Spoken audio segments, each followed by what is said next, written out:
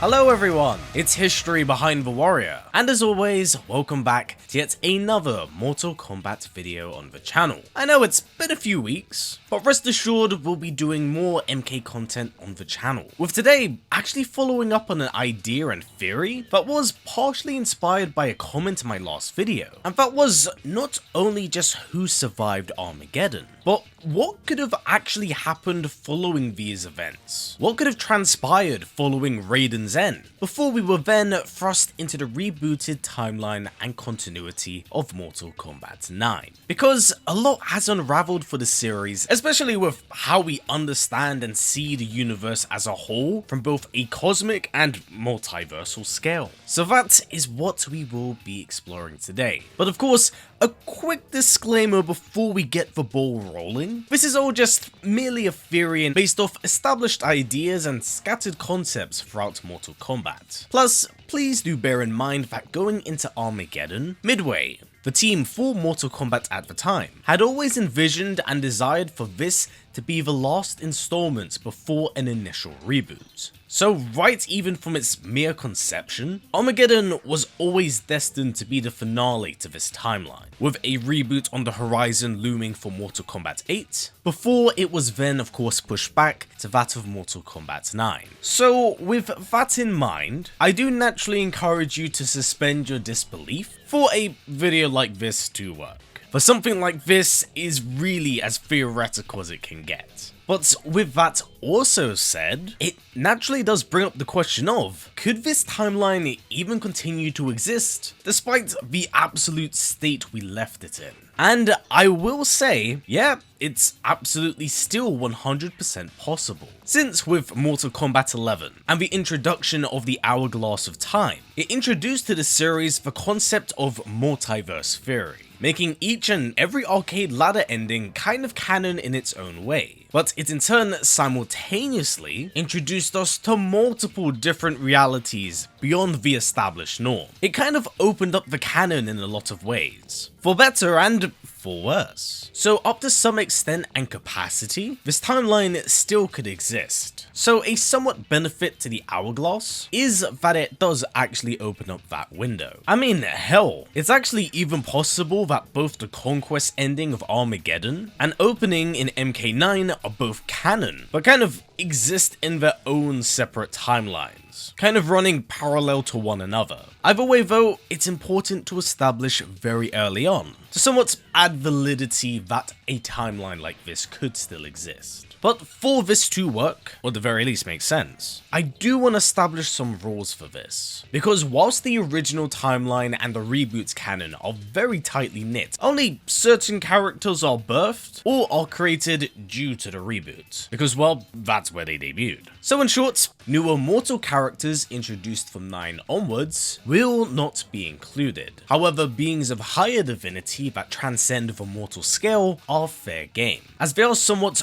omnipresent despite whatever timeline they may be birthed into. And to give this all a little bit more weight and padding, I will be using some elements from arcade ladder endings to help influence what may have occurred here. Again, giving more validity and weight to this all, then making it glorified fanfiction. Now, the Pyramid of Argus was designed as a final contingency plan by the gods of Edenia, that being Delia and Argus. Knowing that the Mortal Kombat tournament could only limit their conflict so much, the pyramid was designed as a failsafe of sorts, with an elemental they blessed, Blaze, ultimately determining the fate of all the realms should someone best him in combat, which also pulled into the fray their offspring, Taven and Dagon. Framed as the children of destiny, Delia and Argus had hoped that the fate of the realms would fall into their 2 hands, using Blaze's incredible capabilities to reshape the world for a better purpose. But they couldn't have been more wrong in that regard, for Dagon had awoken far earlier than his appointed time, turning into a sinister individual during the process, whereas Taven woke up as expected, but to a far more broken world. Even so, despite these hurdles, the two would inevitably confront each other atop the pyramid, but it was no longer as brothers, but as enemies, leading to a fight where Taven did slay his brother, then turning his gaze to Blaze, to whom he had to defeat. And here are where things get a little bit hazy. And I'm gonna clarify in the finer details of this, because there are parts of this that are left up a bit to interpretation, but I believe there's a lot of things happening simultaneously during the battle at the pyramid that ultimately leads up to the opening of 9, where it's revealed that Shao won. So initially, I do believe that Taven was able to make it to the top of the pyramid first, actually defeating Blaze and absorbing his power. Thus, he would be the victor. But I also believe that his arcade ladder ending show how complicated and sinister things unravel, because in his victory, an extreme excess of power from Blaze actually pulls out from his body through his armor, empowering the remaining combatants. And I believe that Shao was just in proximity to this as he was being taken away by Onaga. Now, I know the events of this are largely reversed, as first Shao is plucked away, and then Blaze has to be defeated following this point, but that's why I believe he was just in proximity in the right place at the right time. It kind of justifies his victory over Onaga here, due to their previous history and nature. It makes a little bit more sense. So, following this point, I believe that Shao was able to return back to the pyramid, and then slay Taven, stealing Blaze's power for himself, hence his form and appearance at the start of Mortal Kombat 9. Now, with that covered, who else could we say survived Armageddon? Because whilst that battlefield is littered in bodies, we don't see the remains of everyone that's featured in Armageddon's opening sequence. Obviously from a developmental standpoint, it wouldn't make sense to feature those models if they're not going to be playable. Even so, I do believe this to be a little bit of a glimmer of hope in a largely otherwise very grim event. Now mind you, I did make this little chart here of the bodies I was able to account for that was scattered across Mortal Kombat 9's opening, as well as that of Armageddon's, that could still exist here, with implied deaths still affecting these results. Now mind you, I've more than likely missed a few characters here, but think of it as no body, no kill. And the reason why I'm taking this approach to establish the survivors is to really just show how screwed up this situation is. Because outside of a lot of these characters here, I believe there to only be 2 huge players left in this aftermath. Shao Kahn of course, but also the fallen elder god Shinnok,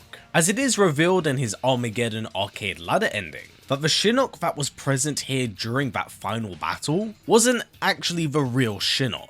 It was a doppelganger of his own making, with his true intentions revealed of wanting to pluck off any of the remaining survivors, and then claim the power of Blaze for himself. Something that, naturally, pits him in direct conflict with Shao. So with our recap and characters established, what could have happened in the aftermath of Armageddon? Well, if I am real, I can't see any of the remaining survivors really being able to hold out too long against either Shao or Shinnok. As strong as Ermac, Fujin, and Shijenko are, when you think about it and look at the remaining heroes on their side, it is leaning on the weaker characters of that faction. And even beyond them, there's a lot of characters that are largely scattered, that either belong to their own faction or function by themselves independently. And even then, the lower half of the roster alone are basically loyalists to the Emperor. And I for one do not see any of them turning against the Emperor, and even if they tried, I do not see them surviving that encounter. Thus, their best efforts to even hold a candle against either side would have to be on a united front. Maybe at best,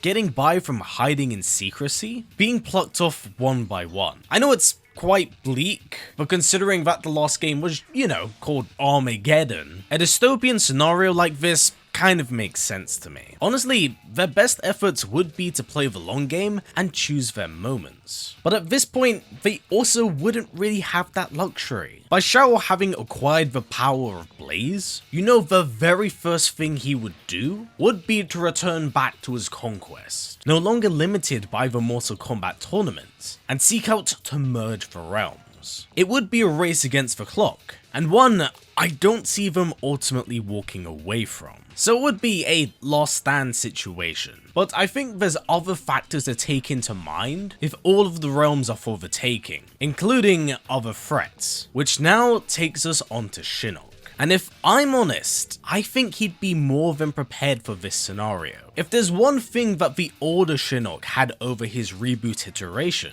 it would be about how tactical he was with his approach, weighing his options, juggling his variables, and seeing who he could bend to his will. And I want to focus on that point, because following the events of Armageddon and all of that devastation, there simply could not be more ripe souls for the taking here. Thus, with his affinity for necromancy, I have zero to no doubt that Shinnok would pluck the strongest amongst Earthrealm's fallen and place them beneath his thumb, creating revenants of his own to add to his undead army, knowing full well that he could use this power to claim that fired enchantment from Blaze, which in turn would take him into conflict with Shao. And touching on Shao here, he'd be like nigh unstoppable at this point. Bear in mind, this would be largely due to how strong Blaze was himself. For at the time of Armageddon's release, he was the strongest boss that they had created, as they always kind of had the design philosophy of newer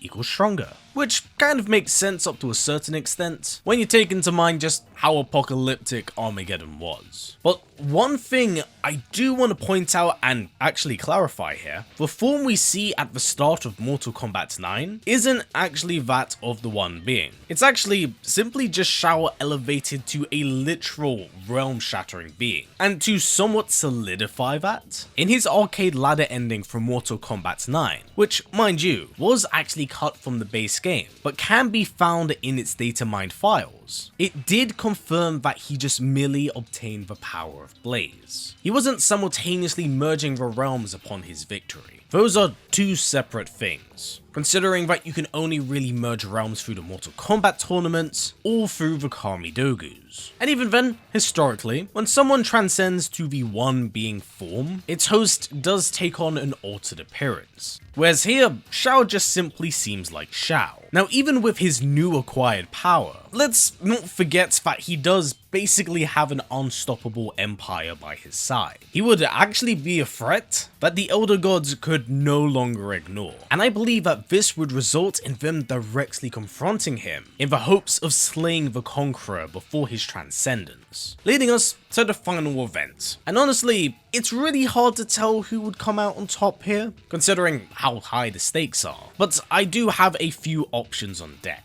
But one thing I feel is almost certain in this outcome is that whatever remains of Earthrealm is more than likely going to get annihilated. Whilst I can see Fujin returning back to his position of Guardian of Earthrealm, the firepower simply isn't there anymore. I think the only way they stand a chance here is with the direct interference of the Elder Gods. And outside of this, I could see certain realms waging war or siding with the Emperor under the guise that they'd be safe, cough cough Order Realm, whereas others would make direct contact or function in unison together, like Earthrealm and Edenia. But the wild card of this all would still be Shinnok here, who, let's be for real, would absolutely not give a shit about his kin's interference. And if anything, much like Armageddon, would be conniving and waiting for his time to strike. Because in the eyes of everyone else, they'd still believe him to be dead. But let's say, hypothetically, by some miraculous reason, Shao is defeated, or at the very least stopped having his powers taken away.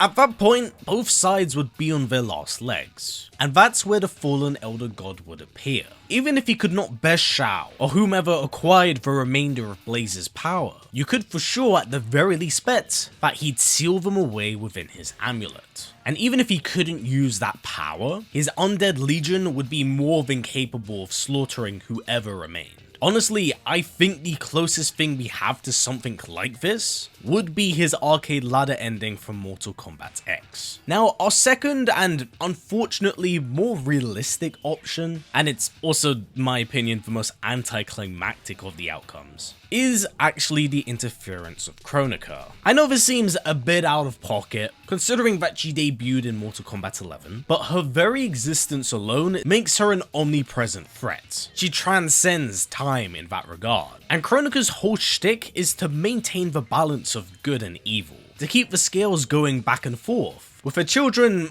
ultimately pulling the strings of both sides. But here, the scales are simply tipped far too deep in the direction of evil. destroying both her purpose and vision if her son wins. For the return of the One Being could ultimately unravel the very fabric of reality she exists on. Having it so, a reset would be the only option. Now, mind you, the information and relationship surrounding both the Titans and the One Being is best described as sketchy, but seeing as one more than likely doesn't wish to disturb the other, I think Kronika's decision here does make sense. As hell, she was only brought forth during the events of MK11, due to how badly Raiden upset the balance here. So I think to a certain degree, this does work. Plus, we already know that Kronika has reset the timeline multiple times. Maybe even giving this theory a little bit more validity, seeing how many realities she did alter. And finally, my last option here, and it's honestly more of an honorable mention than anything else, is actually Kitana's ending from Mortal Kombat X, where it's supposedly revealed that in the original timeline, the princess somehow survived and actually slayed the Emperor despite his sheer and vast power, marking it, I believe, the only arcade ladder ending to this date that does call back to the original timeline. This could be possible, yet its biggest problem is that it's from Mortal Kombat X, a game that is very notorious for having ladder endings that really don't amount to anything. So do I think a reality like this could exist? Yeah, sure, absolutely. But do I think it lines up well with the lingering plot threads from Armageddon? No, not at all. Now, truth be told, I unfortunately don't think we'll ever be returning back to this timeline, especially with how far the series has progressed beyond Armageddon, and NRS's general perception of the 3D era of games. Even so though, if the multiverse stuff is to stay in some capacity, I honestly wouldn't mind a bit of a crossover, or at the very least a DLC expansion, but maybe has us revisit that era. Maybe give us a true end to that chapter of MK with some more transparent closure. I mean, hell, I'll even take a crypt mode that is set in the aftermath of the Pyramid of Argus here, because that in itself could provide some answers. So with that said and everything I've kind of laid out here, what are your own theories and thoughts to the outcome of Armageddon? Because it's pretty clear that while Shao Kahn was the victor, it didn't mean the penultimate end right away. He still needed to conquer and outright take those worlds for his own. So that's the question I raised to you all today. What do you think happened next? Do you think Shao succeeded in his conquest? Do you think Shinnok's plan to rise allowed him to be victorious? Or were we indeed exposed to yet another classic Kronika reset? Please do comment down below, as I'd love to hear what you have to say on this topic, because it's such a broad thing that I feel everyone's gonna have something different and unique to contribute to this. I'm really eager to read some of your own theories. And with that said, if you have any of your own cool theories and ideas, please put them down below, as you never know, I may very well make a video out of it like this one. But until the next one everyone, that's been it for me. Please take care, and I'll catch you in the next one.